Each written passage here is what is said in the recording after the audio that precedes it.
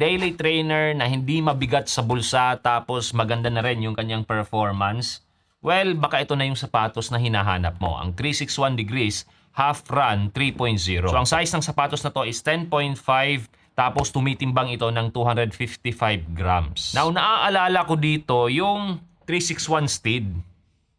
Kasi itong sapatos na to, gaya ng sinabi ko earlier, abot kaya siya ng bulsa or hindi siya mabigat sa bulsa.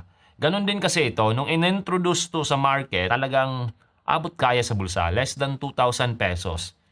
Ganon din ito, abot kaya sa bulsa. Pero syempre, depende yon kung kailan mo siya bibilhin. Kasi syempre, alam naman natin, pag medyo sumikat na yung sapatos, magmamahal na sila. Anyways, yun nga, size 10.5, ang timbang niya is 255 grams. Now, pagdating sa kanyang build quality so far, goods naman yung mga tahi niya, yung mga dikit niya. Wala naman akong nakikita na problema. Itong upper niya gawa sa jacquard na manipis lang tapos breathable. Maaaninag natin yung insole sa pagiging breathable niya kasi butas-butas yan. Diyan sa toe box, dito sa gilid, sa kabilang gilid. So, maaaninag natin yung green na color ng insole kasi nga, yun nga, manipis lang siya. Pero hindi ito yung manipis na madaling mapunit.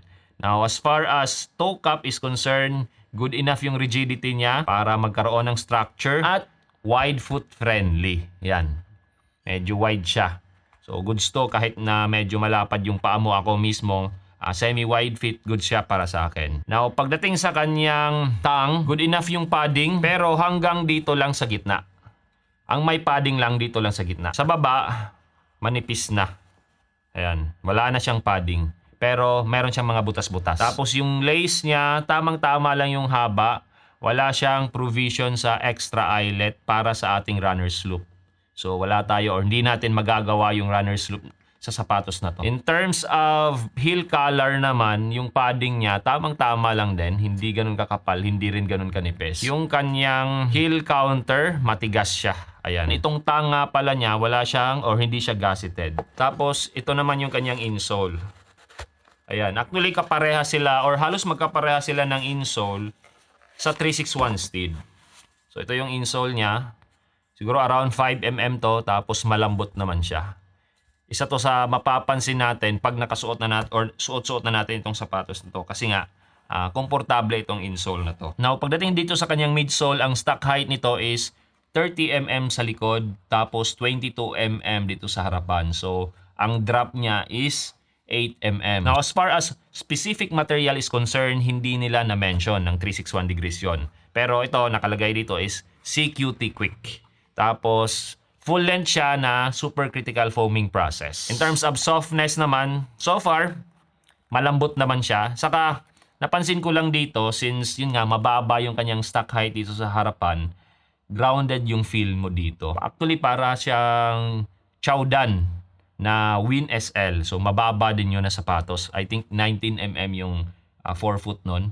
So, ito, 22mm. Pero hindi naman siya masakit. Pero, syempre, sa panahon ngayon, mostly kasi ng mga sapatos is talagang makakapal yung kanilang stock height. Sa 4 foot, usually may umaabot pa ng 30 plus, di ba? Pagdating naman sa kanyang outsole, ito naman siya.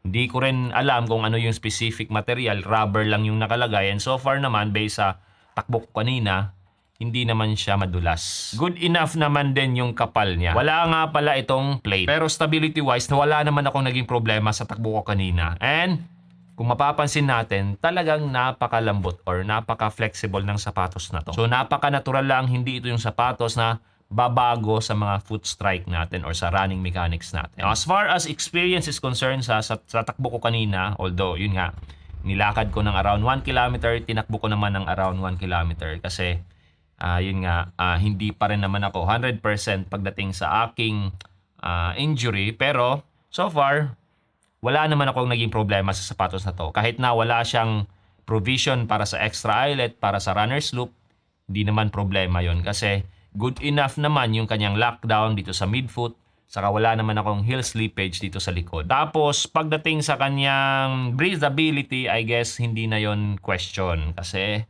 maraming butas-butas to. Hindi naman problema kahit na walang gusset to. Hindi naman lumilihis ng landas. So pagdating naman dito sa midsole niya, gaya ng nasabi ko earlier, hindi niya binabago yung running mechanics natin. Stability wise, good enough din. Tapos pagdating naman dito sa kanyang forefoot, although medyo mababa siya, hindi ko naman ramdam na masakit siya. Tapos responsive din itong kanyang midsole. Andun din yung lambot niya. So as a daily trainer, talagang goods na itong sapatos na to para sa akin. Kahit nga siguro speed workouts, kasi yung mga speed workouts ko naman hindi naman ganun kabilis. Now, pagdating sa kanyang outsole, hindi ko sure kung magtatagal siya. Pero syempre, optimistic ako kasi medyo makapal naman yung kanyang outsole. At saka, yun nga, yung performance niya kanina, makapit naman siya sa tuyong daan. Dinaan ko rin siya sa may lupa at may mga buhangin, wala din namang problema. So, yun nga, optimistic ako na magtatagal naman siguro itong kanyang outsole. Anyways, kung naghahanap ka ng daily trainer na yun nga, abot kaya, hindi mabigat sa bulsa, try nyong i-check itong 361 degrees half run 3.0.